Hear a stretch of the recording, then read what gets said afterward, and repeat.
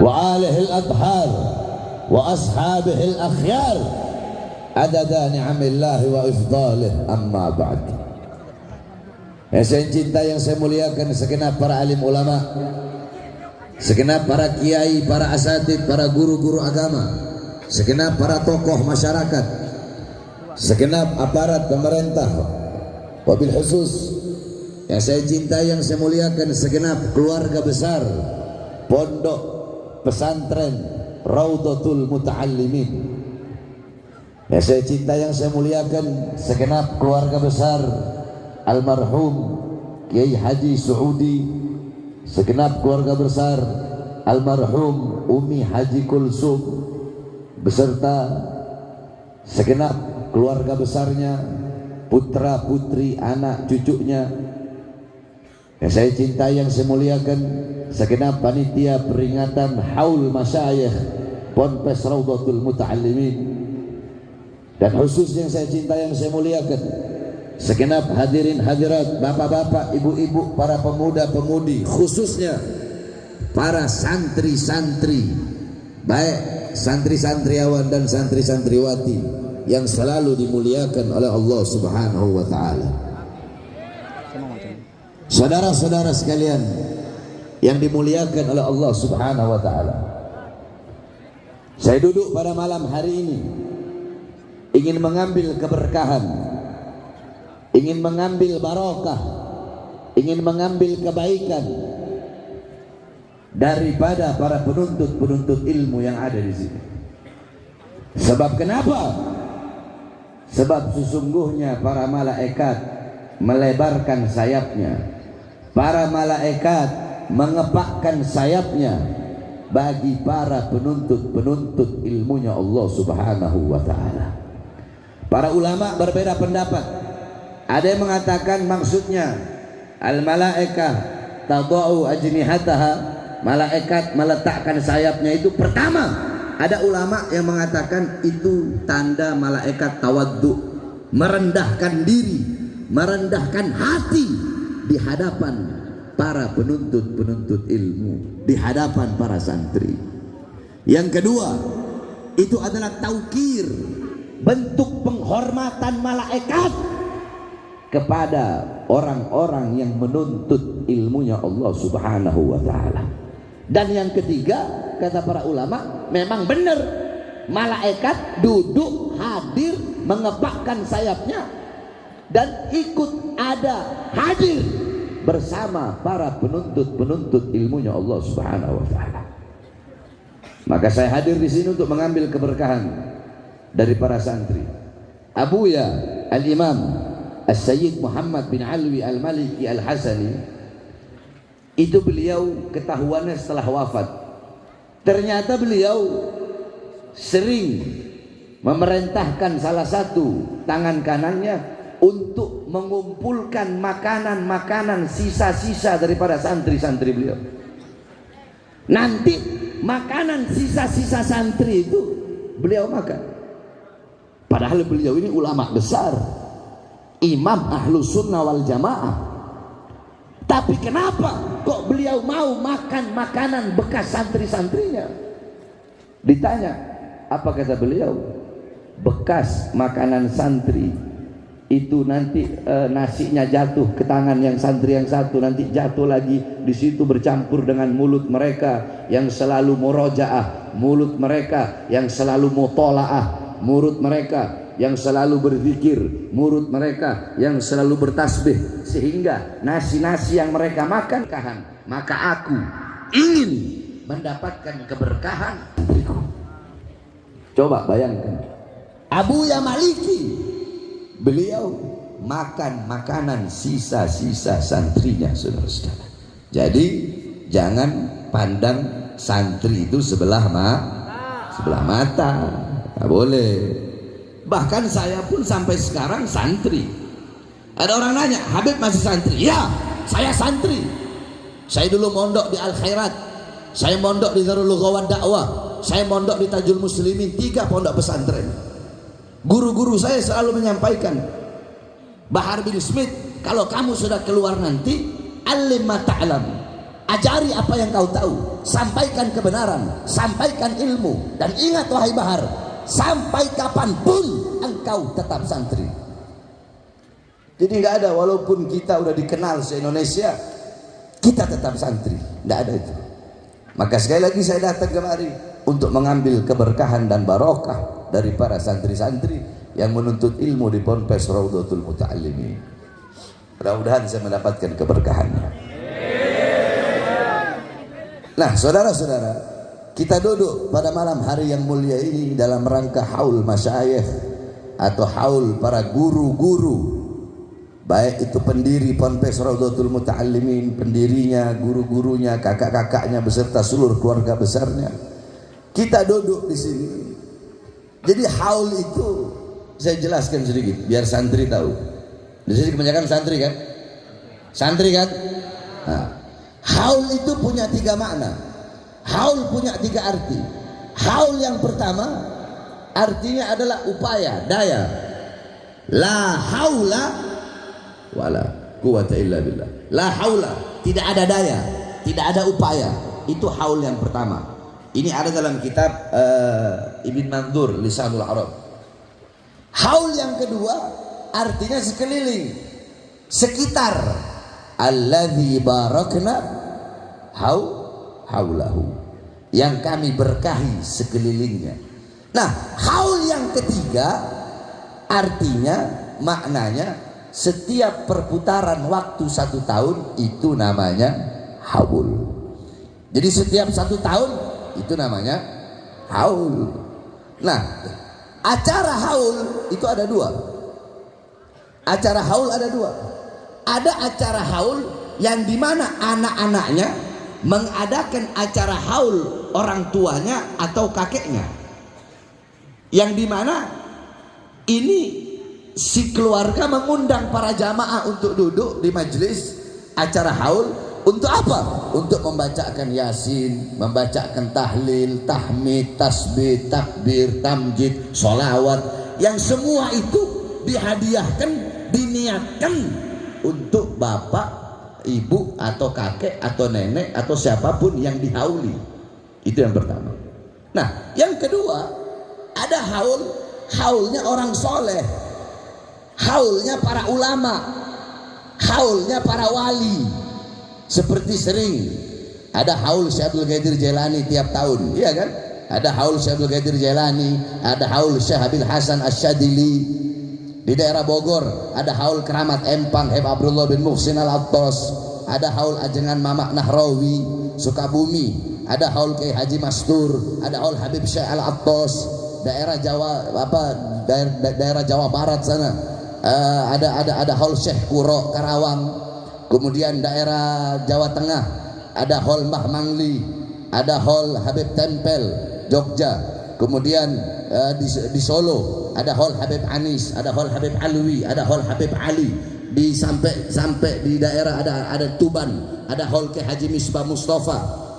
Kemudian ada haul Hadratus Syekh Kiai Haji Masyari di Jombang. Di Gresik ada haul Suci, ya, guru masyayikh pondok pesantren Suci. Ada haul para masyayikh, haul Mbah Abdul Karim Lirboyo.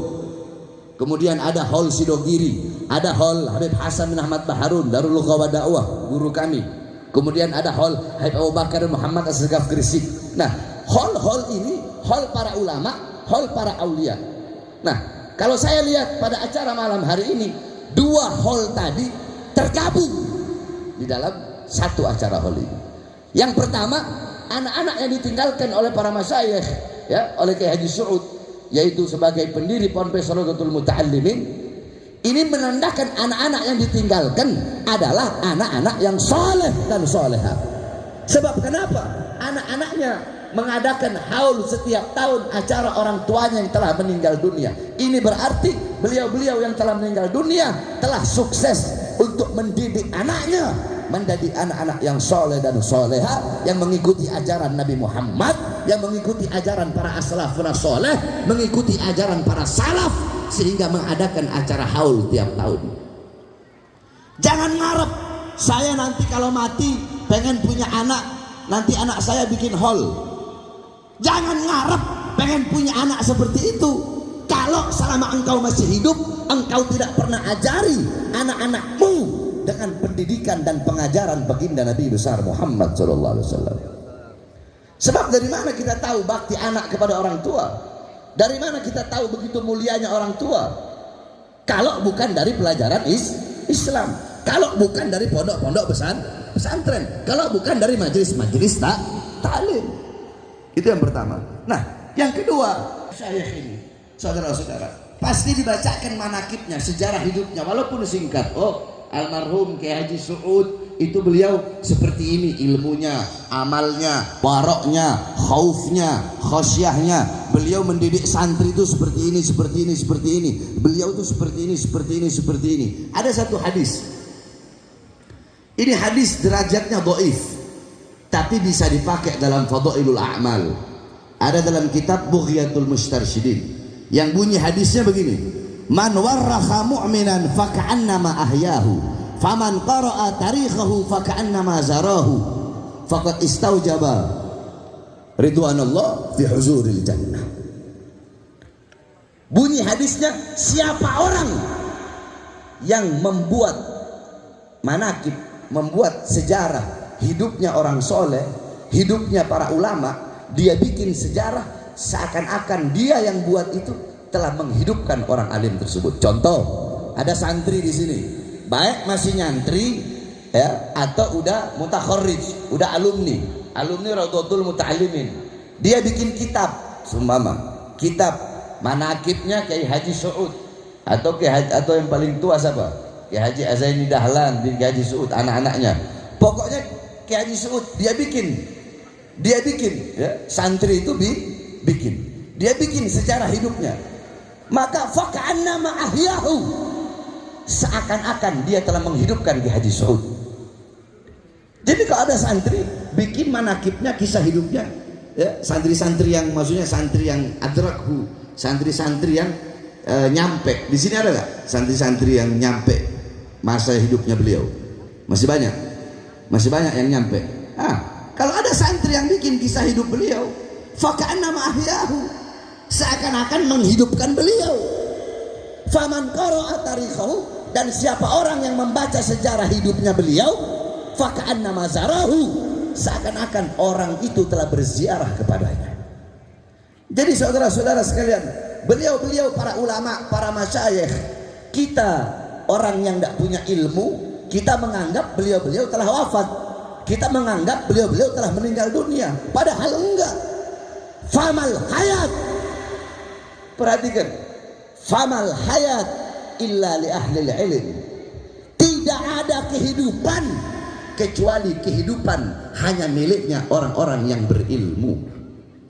Al-alim abada, orang yang berilmu itu hidupnya abadi selama-lamanya. Sebaliknya, wamal mautu illa li ahli jahli. Fa innal jahl wal jahlu qabla mauti mautun li ahli fa ajsaduhum qabla al kuburi kuburu.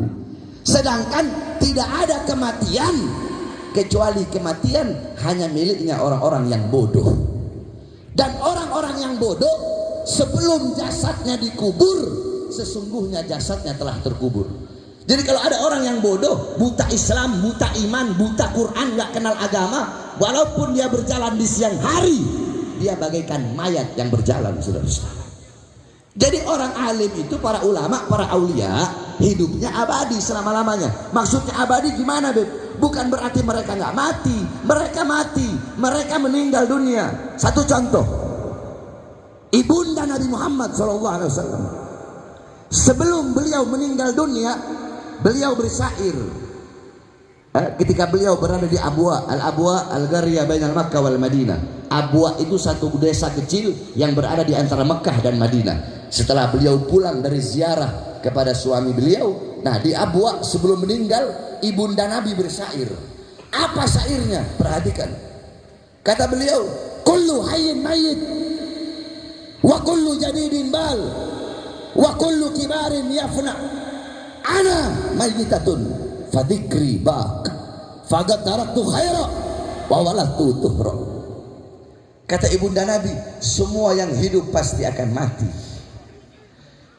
Memang benar, kullu nafsin dha'iqatul maut, kullu man 'alaiha fan, kullu syai'in khaliqun illa wajh. Semua pasti mati. Segala sesuatu yang baru pasti akan usang, kata beliau. Baju barumu tidak akan baru selama-lamanya. Mobil barumu tidak akan baru selama-lamanya. Rumah barumu tidak akan baru selama-lamanya. Akan ada masanya dia usang. Bahkan daun yang hijau, dia tidak akan hijau selama-lamanya. Ada masanya dia menjadi kuning, kemudian dia gugur dari tangkainya, saudara-saudara. Dan kemudian beliau lanjutkan, kullu kibarin yafna.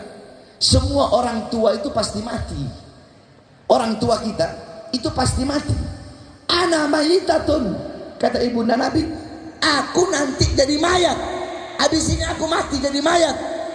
Tetapi fadzikri bak, mengenang aku akan abadi selama-lamanya. Kenapa? Faqad taraktu khaira, karena aku telah meninggalkan kebaikan. Siapa? Apa kebaikan yang ditinggalkan oleh beliau? Baginda Nabi besar Muhammad. Sehingga setiap orang yang mengenang Nabi Muhammad pasti tidak bisa dilepaskan daripada mengenang ibunda baginda Nabi besar Muhammad. Nah, begitupun sekarang Kiai Haji Saud sudah meninggal berapa tahun yang lalu? 12 tahun yang lalu. 12 tahun yang lalu Kiai Haji Saud meninggal, tapi sampai detik ini dan sampai hari kiamat beliau akan selalu hidup abadi selama-lamanya. Hidup dalam apa? Hidup dalam nasihat-nasihatnya kepada kalian. Hidup dalam apa? Hidup dalam ilmunya, amalnya, waroknya, khaufnya, khasyahnya. Hidup dalam apa? A'yanuhum, mereka para ulama, a'yanuhum mafkudah wa amsaluhum fil qulub mawjudah. Jasad mereka hancur, raga mereka hancur, tetapi kebaikan-kebaikan mereka akan selalu dikenang di dalam hati orang-orang yang beriman. Selama Raudatul Muta'allimin, Ma'had Raudatul Muta'allimin, selama pondok pesantren ini masih berdiri, maka selama itu tidak akan bisa dipisahkan daripada Kiai Haji Saudi. Beliau akan selalu dikenang. Selama murid-murid Raudatul Muta'allimin keluar dari pondok berdakwah, setiap murid-murid yang keluar itu tidak bisa dipisahkan daripada Kiai Haji Saud. Kenapa? Karena kalian semua yang ada di sini, santri-santrinya, kalian adalah kebaikan, kalian adalah nasihat, kalian adalah petunjuk hidup yang beliau tinggalkan bagi umat manusia, saudara-saudara. Saya kasih contoh, Syaikhul Qadir Jalani udah meninggal belum? Hak kita lihat dohirianya, ya udah meninggal ratusan tahun yang lalu. Tapi sampai detik ini, sampai hari kiamat, beliau hidup dalam apa? Beliau hidup dalam kitab Al-Gunyahnya, beliau hidup dalam Futuhul Ghaibnya, beliau hidup dalam Auradul Gadiriyahnya, beliau hidup dalam manakibnya. Syekh Abil Hasan Asyadili wafat ratusan tahun yang lalu. Sampai detik ini, sampai hari kiamat, beliau hidup di dalam Hizbul Bahar, Hizbul Nasornya. Beliau hidup dalam Mafakhirul Aliyahnya. Beliau hidup dalam Sirrul Jalil fi khawasi hasbunallah wa ni'mal wakilnya. Imam Ghazali wafat ratusan tahun yang lalu.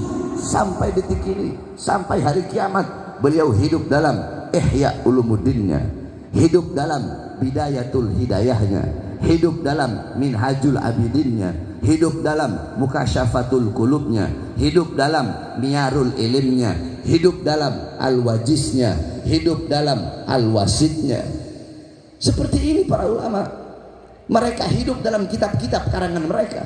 Mereka hidup dalam manfaat apa, nasihat-nasihat yang mereka tinggalkan, saudara-saudara.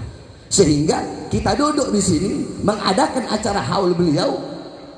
Pulang apa, kalian angkat kaki kalian dari sini, jadikan beliau sebagai uswah, sebagai qudwah, teladan kalian, pedoman kalian dalam kehidupan kalian sehari-hari. Itulah tujuan diadakan acara haul beliau. Agar apa? Agar kalian bisa menjadikan beliau sebagai teladan kalian, uswah kalian, qudwah kalian, pedoman kalian dalam kehidupan kalian sehari-hari agar kalian mendapatkan ilmu yang barokah, mendapatkan ilmu yang bermanfaat. Tapi insya Allah semua santri-santri yang ada di pesantren ini dan semua mutakharrij alumni-alumni Rawdatul Muta'allimin, insya Allah semuanya mendapatkan keberkahan dari beliau, semuanya mendapatkan manfaat daripada beliau. Amin amin ya rabbal alamin. Terakhir, karena saya tadi baru sampai, terus malam ini juga saya mengajar ihya, jadi nggak bisa lama. Terakhir saya ingin memberikan wasiat. Ini penting bagi mudarris, muaddib, muallim atau guru-guru di pondok pesantren. Guru di sini ada berapa? Guru-guru pondok pesantrennya ada banyak kan? Masa gurunya cuma satu? Nggak mungkin gurunya cuma satu.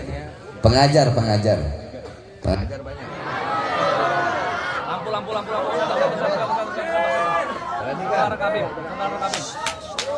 Perhatikan.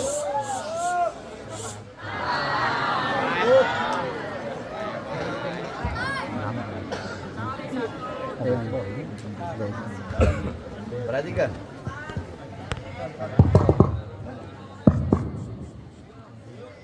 Para pengajar kan pasti banyak di sini. Iya kan? Bagi para pengajar dengarkan ini. Ini khusus bagi para muallim, mudarris, muaddib. Diam. Perhatikan. Bahwasanya seorang muallim, seorang mudarris, seorang muaddib, seorang guru, dia yang pertama harus memiliki hati yang ikhlas di dalam mengajar dan mendidik santri-santri. Kalau pengen dapat, kalau pengen memiliki, kalau pengen melahirkan santri-santri yang baik, santri-santri yang taat kepada Allah, santri-santri yang patuh kepada Allah, santri-santri yang berkualitas, santri-santri yang berilmu, santri-santri yang berakhlak, santri-santri yang beradab, maka pertama si pengajar tersebut, si guru tersebut harus tazkiyatun nafas, tathhirul qulub, bersihkan jiwanya, bersihkan hatinya. Sehingga apa? Sehingga ketika dia mengajar, itu yang keluar dari hati, bukan hanya dari hawa nafsu atau syahwat, saudara-saudara. Paham? Jadi yang pertama bagi guru harus sesuatu, ilmu yang disampaikan harus keluar dari hati. Ilmu yang dikeluarkan harus dari hati. Satu contoh, saya kasih contoh kepada kalian. Syekh Abdul Qadir Jailani, beliau punya anak. Satu waktu anak beliau ini di majelis kayak begini. Anak beliau bercerita tentang siksa kubur, siksa neraka, azab Allah. Tapi mustami'innya biasa-biasa saja. Tiba-tiba ayah beliau datang, Syekh Abdul Qadir Jailani. Syekh Abdul Qadir Jailani datang, Syekh Abdul Qadir Jailani bilang, semalam istriku memasak ikan, kemudian ikannya dicuri oleh kucing. Tiba-tiba semua jamaah menangis. Anaknya heran, wahai abah, tadi saya memberikan ceramah kepada mereka tentang azab kubur, azab neraka, tentang siksa Allah, tapi mereka tidak menangis. Sedangkan ayah datang hanya berkata bahwasanya aku punya ikan. Diam. Mati lampu, saya ini mau mati lampu, saya ini mau mati lampu kek, mau langit runtuh kek, kalau lagi nyampein ilmu. Allahu Akbar. Perhatikan. Nah, kemudian anaknya berkata, wahai ayah, aku dari tadi menyampaikan azab neraka. Ya, kalau kita pakai akal, harusnya yang nangis yang mana? Harusnya yang nangis ketika anaknya menyampaikan azab neraka. Azab Allah. Tapi ini enggak. Jamaah nangis ketika ayahnya, yaitu Syekh Abdul Qadir Jailani, datang cuma ngomong begini. Semalam saya, atau enggak kemarin saya, ya, istri saya goreng ikan, kemudian masak ikan, kemudian ikannya dicuri oleh kucing. Semua jamaah nangis. Anaknya nanya, abah, ada apa ini? Apa kata ayahnya? Wahai anakku, ketahuilah wahai anakku, yang kau sampaikan dari tadi, itu tidak keluar dari hatimu, maka yang tidak masuk dalam hati mereka. Aku hanya berkata bahwasanya istriku memasak ikan dan ikannya dicuri kucing, aku itu keluar dari hati sehingga masuk ke dalam hati mereka. Jadi syai'ul ladzi yakhruju minal galab bayadkhulul galab. Sesuatu yang keluar dari hati pasti masuk ke dalam hati. Itu pertama bagi para guru. Yang kedua, seorang guru, perhatikan. Nah, ini lebih enak begini nih. Ini anggap aja saya lagi ngajar, nggak ceramah. Seorang guru harus bisa memberikan ilmu sesuai daripada kadar pemikiran si penerima ilmu tersebut. Jadi si guru itu harus ngelihat santrinya. Jadi si otak santri ini seperti apa bisa menerima ilmu itu. Maka seperti itulah dia harus bisa memberikan pemahaman yang sesuai dengan kadar pemikiran, kadar otak si penerima ilmu, yaitu santri. Jangan santri baru masuk dikasih takrib, salah. Santri baru masuk kasih takrib. Santri baru masuk dikasihnya alfiyah. Santri baru masuk dikasih jurumiyah. Santri baru masuk kasih awamil. Awamil hatam kasih jurumiyah. Baru bisa mutamimah. Baru imriti. Baru alfiyah. Caranya terserah. Tidak harus benar. Jangan pelajaran anak SMA terus diajarkan ke anak SD. Satu saya kasih perumpamaan contoh begini. Saya kalau lagi ngajar di pondok ya, harus membedakan. Maksudnya tadi, memberikan pemahaman sesuai kadar otak si santri untuk menerima ilmu tersebut. Satu contoh. Ini anak kelas 1 ya. Nih, santriwati anak kelas 1 ya. Ini santri kelas 2 ya. Ini santri kelas 3 ya. Sebelah kiri santri kelas 3. Lihat, hadisnya sama. Tapi cara saya memberikan pemahaman beda-beda. Pertama yang satu dulu. Anak kelas 1. Saya kasih hadis. Hadisnya sama. Dan kalian semua tahu nih hadis. Bismillahirrahmanirrahim. Innamal a'malu binniyah wa innamal likulli imri'in ma nawa. Faman kanat hijratuhu ila Allah wa rasulih fa hijratuhu ila Allah wa rasulih. Faman kanat hijratuhu ila dunya yusibuha aw imra'atin yankihuha fa hijratuhu ila ma hajara ilaih. Saya jelaskan ke anak kelas 1. Ketahuilah anak-anakku sekalian, bahwasanya innamal a'malu binniyah, segala amal perbuatan tergantung pada niat. Ketahuilah wahai anak-anakku sekalian, bahwasanya Allah Subhanahu wa taala melihat niat kalian lebih dulu daripada amal. Bukan berarti Allah nggak ngelihat amal. Allah lihat amal, tapi sebelum Allah melihat amal, itu Allah lihat niat dia dalam beramal apa. Makanya ada hadis lain yang berbunyi, niatul mukmin khairun min amalihi. Niat seorang mukmin lebih baik daripada amalnya. Makanya kalian dalam berniat, niatkan sesuatu yang baik. Ini sumama, ini saya ngajar kelas 1. Setiap kalian mau niat apapun, niatkan dengan segala sesuatu yang baik. Kalian mau apa? Perkara-perkara mubah. Mandi mubah, makan mubah, tidur mubah. Tapi kalau diniatkan untuk ibadah, kalian dapat pahala ibadah. Contoh, kalian mau makan, kalian niat, ya Allah, saya niat makan biar badan saya kuat untuk beribadah. Makan kalian dapat pahala. Tapi kalau tidak kalian niatkan begitu, nggak dapat pahala. Kalian mau mandi, ya Allah, saya niat mandi agar badan saya segar untuk beribadah kepadamu. Mandi kalian dapat pahala. Ya Allah, saya niat tidur untuk mengistirahatkan badan saya agar bangun nanti saya bisa taat beribadah kepadamu, bisa segar beribadah, kuat beribadah. Apa? Kau punya tidur, dapat pahala. Dapat pahala.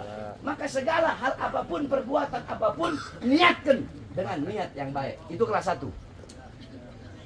Sekarang kelas 2. Innamal a'malu binniyat sampai akhir. Hei anak-anakku sekalian kelas 2, perhatikan. Sesungguhnya segala amal perbuatan tergantung pada niat kalian. Maka kalian ketika ingin melakukan niat apapun, niatkanlah karena Allah.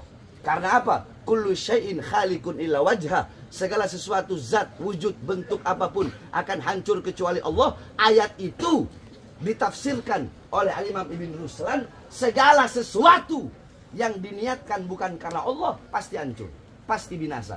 Imam Ibn Ruslan ketika habis ngarang Zubat, itu Zubatnya dilempar ke laut, saudara-saudara. Dilempar ke laut.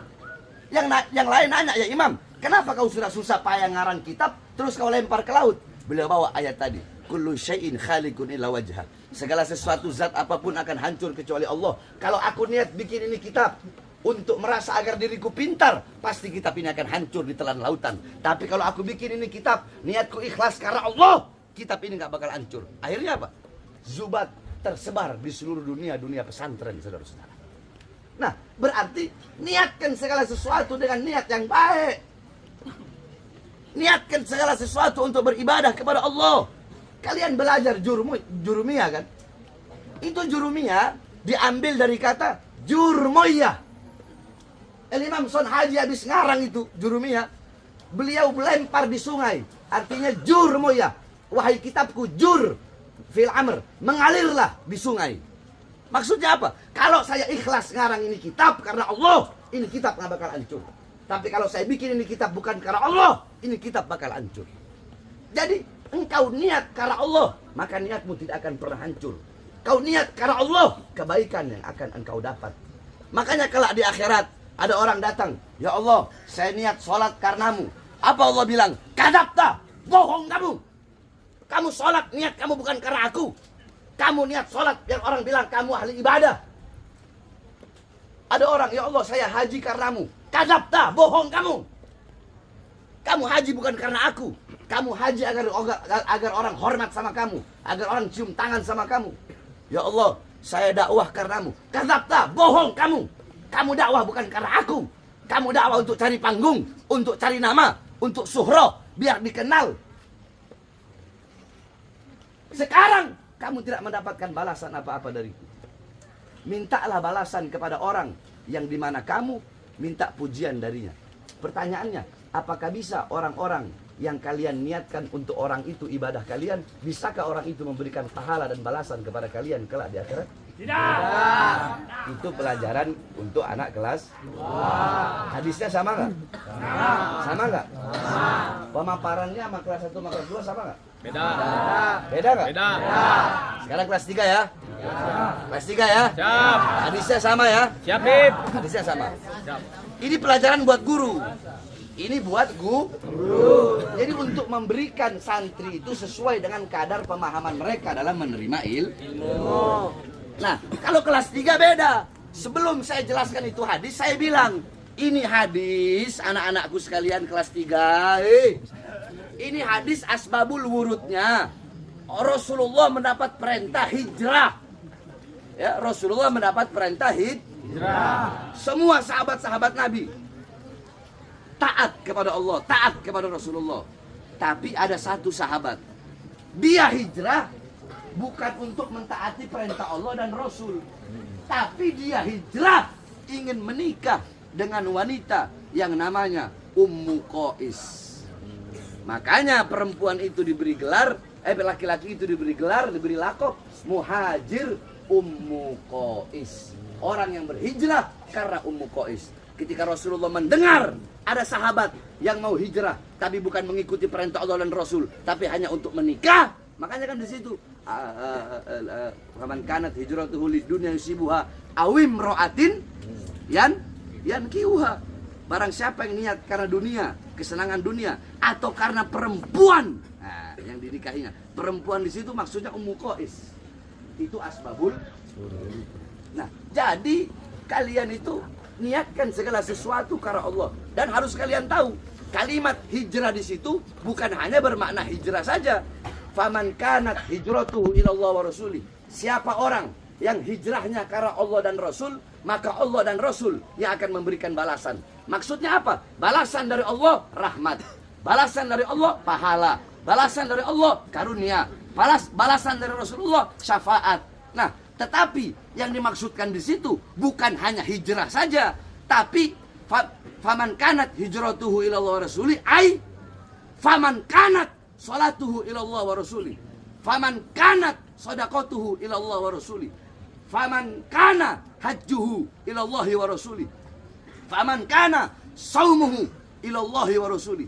Jadi hijrah di situ mewakili seluruh amal-amal ibadah yang lain. Jadi bukan hanya barang siapa yang hijrahnya untuk Allah dan Rasul, enggak. Tapi barang siapa yang sholatnya untuk Allah dan Rasul, puasanya untuk Allah dan Rasul, sodakohnya untuk Allah dan Rasul, hajinya untuk Allah dan Rasul, menuntut ilmunya untuk Allah dan Rasul, maka dia akan mendapatkan balasan dari Allah dan Rasulullah SAW. Beda nggak penjelasannya? Beda. Beda nggak? Beda. Mau lagi lebih naik lagi? Mau lebih naik lagi? Jangan, saya ada pengajian malam. Jadi itu, paham ya? Ya. Jadi para guru harus memberikan. Beda nggak tadi? Lebih tinggi mana? 1, 2, apa 3? Lebih rinci mana? Lebih rinci yang mana? 1. Ini kelas 1. Kelas 1 sama kelas 2 tinggian mana? 2. Kelas 2 sama kelas 3 tinggian mana? 2. Tadi kan saya ngasih pemahaman, penjelasan pendek. Hadisnya sama. Penjelasannya sama nggak kelas 1, kelas 2, kelas 3? Yang paling mudah penjelasan buat kelas mana? 1. Habis kelas 1? 2. Habis kelas 2? 3. Nah, guru harus seperti itu. Memberikan pemahaman. Agar apa? Agar ilmu yang masuk itu bisa sesuai dengan kapasitas mereka untuk menerima ilmu tersebut. Paham? Ini buat guru. Nah, terakhir buat santri. Perhatikan para santri-santri semua di sini. Laisal mar'u yuladu aliman. Ikuti saya semua. Bismillahirrahmanirrahim. Bismillahirrahmanirrahim. Laisal mar'u yuladu aliman. Tidak ada seseorang yang dilahirkan dalam keadaan berilmu. Nggak ada orang lahir dalam keadaan berilmu tuh nggak ada. Ilmu didapatkan bukan dengan garis keturunan. Kau punya bapak kiai, kau punya kakek kiai, kau punya bapak syekh, kau punya kakek syekh, kau punya bapak ustadz, kau punya kakek ustadz. Kenapa mereka jadi ustadz? Kenapa mereka jadi syekh? Kenapa mereka jadi guru? Karena mereka belajar. Nah, kalau kamu nggak belajar, ya kamu nggak bisa sama dengan mereka, betul? Karena ilmu didapatkan bukan dengan garis keturunan. Ilmu didapatkan bukan dengan harta, bukan dengan pangkat, bukan dengan jabatan. Al ilmu bitta'allum. Ilmu didapatkan dengan belajar. Orang keras, ilmu didapatkan dengan belajar.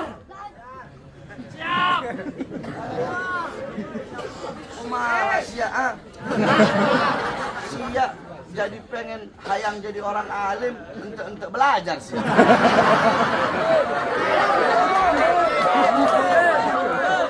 Namun siap pengen jadi orang alim, siap wajib belajar.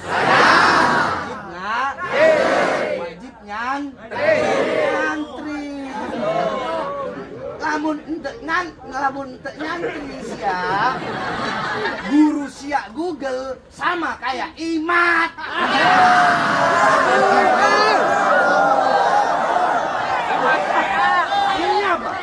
Akhirnya apa? Semua ulama dunia dilawan sama dia. Dia yang paling pintar.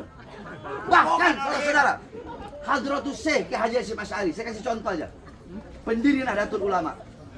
Ki Haji Hasyim Asy'ari, kalau ente orang NU, pasti ente paham namanya Qonun Asasi. Dalam NU itu ada namanya Qonun Asasi. Qonun Asasi itu adalah bentengnya NU. Ya? Bentengnya NU. Qonun Asasi landasannya NU.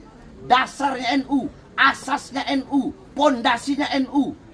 Nah, di dalam Qonun Asasi, Hadratus Syekh Ki Haji Hasyim Asy'ari, beliau meletakkan syairnya As-Sayyid Al-Habib Ahmad bin Abdullah As-Segaf.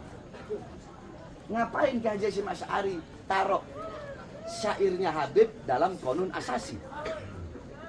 Kalau beliau nggak cinta sama Habib, jadi gampang, udah nggak usah ribet-ribet. Mau ikut Ki Haji Hasyim Asy'ari atau mau ikut Imat, gitu aja. Mau ikut mana? Mau ikut ajengan-ajengan mama-mama zaman dulu yang cinta habaib, yang mengakui nasab habaib, atau mau ngikut mujaddid zaman sekarang, ya, yang dia yang mengangkat Roma Irama. Waliullah.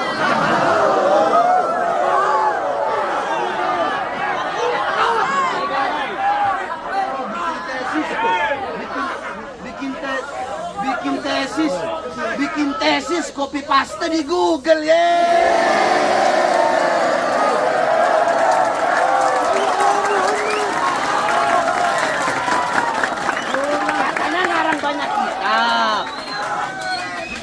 sesuai nama santri ya tuh.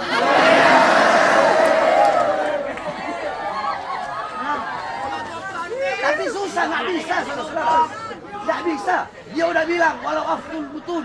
Dia udah bilang, walaupun semua ulama dunia berfatwa bahwasanya nasab habaib sah, tetap saya tidak akan mengakui. Siapa kamu? Saha siah.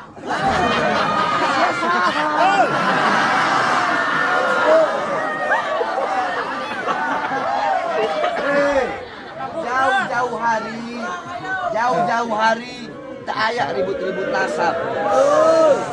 Jauh-jauh hari tak ayak ribut nasab. Habaib jeung kiai habaib jeung ulama saling menghormat, saling mengharga. Ayak siji orang kresek namina imat saha si anjing.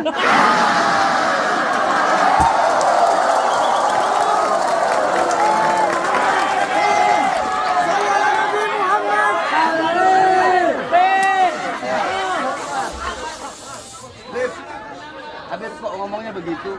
Karena anak kan nggak bisa bahasa Sunda. Saya nggak bisa bahasa Sunda. Jadi kalau dengar murid-murid saya yang Sunda ngomong itu sesama mereka, naon senjing. Tahu artinya apa itu?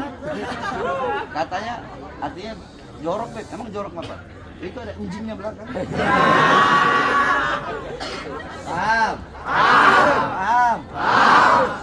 Jadi udahlah.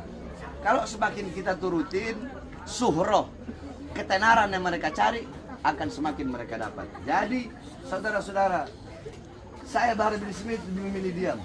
Kenapa? Karena terlalu mahal auman singa untuk membalas gonggongan para anjing-anjing.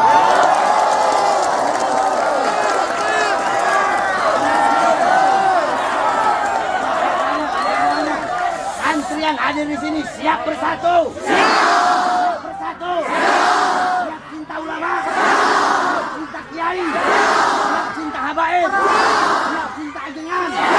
Siap jaga ukhuwah Islamiyah. Siap jaga persatuan. Kenapa? Karena santri adalah benteng NKRI. Santri adalah benteng yang melawan kezaliman pemerintah. Oleh karenanya, kami para santri-santri bersumpah, demi Allah, kami para santri-santri, selama kedua mata kami masih terbuka untuk melihat penyengsaraan rakyat, ketidakadilan rakyat, kami para santri masih melihat rakyat yang sengsara, rakyat yang mati kelaparan, rakyat yang dibohongi oleh pemerintah, rakyat yang didustai, maka selama itu kami para santri akan menegakkan kepala, tidak akan berhenti. Kami akan tegak berdiri untuk melawan kezaliman mereka, tidak akan berhenti sampai mati. Tidak akan mundur. Kami santri Ahlus Sunnah wal Jamaah, kami akan berada di barisan paling depan, rela hancur, rela binasa, melawan mereka sampai titik darah penghabisan.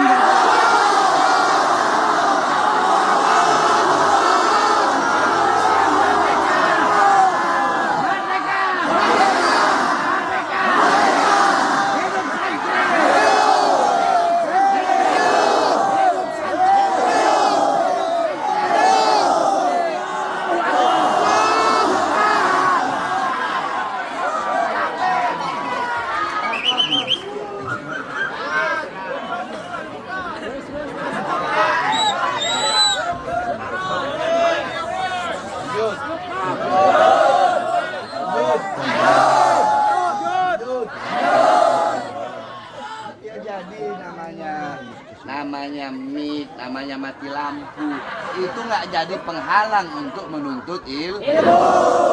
Kalian tahu, saya kasih cerita. Al-Imam Jarir ibn Hashim selama 15 tahun beliau belajar di bawah cahaya bulan. Berapa tahun? 15 tahun. Ini baru sejam ngaji sama saya mati lampu. 15 tahun Imam Jarir ibn Hashim belajar di bawah cahaya bulan. Kenapa? Nggak punya uang untuk beli lentera. Semangat nggak beliau? Semangat. Walaupun belajar di bawah cahaya bulan, semangat nggak? Semangat nggak? Nah, tanamkan dalam hati kalian semangat itu untuk menuntut ilmu agar dapat ilmu. Yang terakhir, ilmu udah didapat. Diam. Ilmu udah didapat dengan cara apa? Ilmu didapat dengan cara apa? Belajar. Banyak nggak orang berilmu? Banyak nggak? Banyak nggak? Orang berilmu, bah? Tapi yang mendapatkan manfaat dan barokat ilmu itu sedikit. Orang berilmu banyak, tapi yang mendapat barokah ilmu, yang mendapat manfaat ilmu itu sedikit. Tahu kenapa? Kalau al-ilmu bita'allum, kalau ilmu didapatkan dengan belajar, maka barokah ilmu, al-barokat wal manfaat bil khidmat. Barokah ilmu, manfaat ilmu bisa kalian dapatkan dengan khidmat kepada guru. Paham? Jadi intinya ada di khidmat sama guru, layani guru, akhlak yang baik sama guru, adab yang baik sama guru. Coba lihat bagaimana Syekhona Khalil Bangkalan. Perhatikan, Syekhona Khalil Bangkalan, beliau punya guru namanya Syekh Abdul Ghani Al-Bimawi, orang Bima. Satu waktu ini gurunya udah meninggal. Satu waktu beliau naik kuda, naik delman. Tiba-tiba Syekh Khalil nanya sama tukang delmannya, ini kuda berasal dari mana? Ini kuda berasal dari Bima, wahai kiai. Apa kata Syekhona Khalil? Turunkan saya sekarang. Ini delman bingung, loh, kok Kiai Khalil ketika mendengar ada kuda yang berasal dari Bima, kok tiba-tiba pengen tuh? Nanya nih delman, emangnya ada apa ya Syekh? Kata Syekhona Khalil apa? Aku punya guru orang Bima, Syekh Abdul Ghani Al-Bimawi, dan beliau itu banyak sekali kuda-kudanya. Saya takut kuda yang saya naiki ini adalah salah satu daripada kuda keturunan milik beliau. Makanya saya nggak mau. Mending saya turun. Dan saya juga tidak mau naik kuda yang berasal dari tanah yang sama yang kuda ini injak dan sama diinjak oleh guru saya, itu Syekh Abdul Ghani Al-Bimawi. Coba siap lihat, saking segitunya penghormatan ulama-ulama zaman dulu kepada guru. Takzimnya mereka gimana sama guru, akhlak mereka, adab mereka. Makanya mereka mendapatkan manfaat dan barokat yang sangat baik. Jadi tidak ada yang bisa mengalahkan ulama-ulama zaman dahulu. Nggak ada. Baik dari keberkahan, baik dari segi keikhlasan, baik dari segi manfaat ilmu, baik dari cara menyampaikan ilmu, baik dari cara ibadahnya, baik dari cara waroknya, baik dari cara zuhudnya. Tidak ada yang bisa mengalahkan ulama-ulama zaman dulu. Nah, jadi pertanyaannya, kalau ada ikhtilaf, perbedaan pendapat, ada satu orang ya mengaku untuk tetap mempertahankan apa yang ia punya, habaib itu nggak ada, sedangkan ulama-ulama zaman dulu nggak pernah mempertentangkan masalah itu. Kalian mau ikut yang mana? Ulama salaf atau orang kresek? Ulama salaf. Mau ikut siapa? Ulama salaf. Kiai-kiai dulu atau orang kresek? Kiai dulu. Mau ngikut mana? Ulama-ulama salaf zaman dulu atau satu kiai kresek? Siapa kiai kresek satu orang itu? Siapa? Imam Al-Ghubli.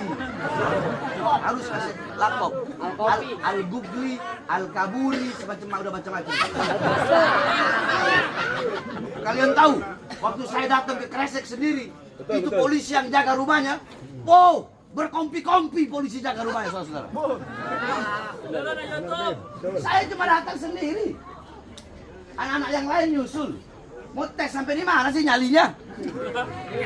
Nggak tahunya dijagain polisi.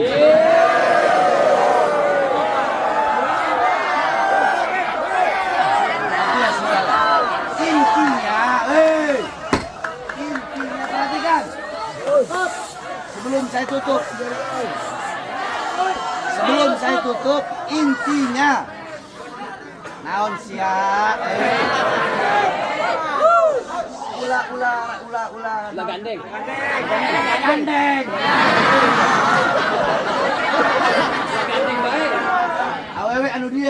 ta ulah-ulah nggak boleh istilah, nggak boleh campur laki perempuan. Makanya diam. Terakhir ya.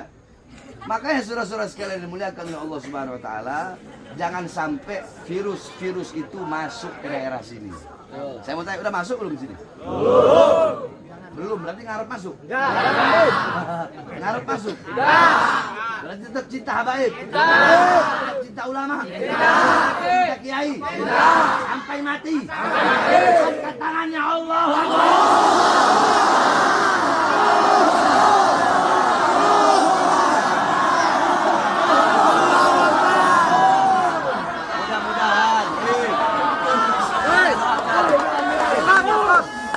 Kita doakan mudah-mudahan dapat hidayah. Mudah-mudahan dapat hidayah. Mudah-mudahan dapat petunjuk.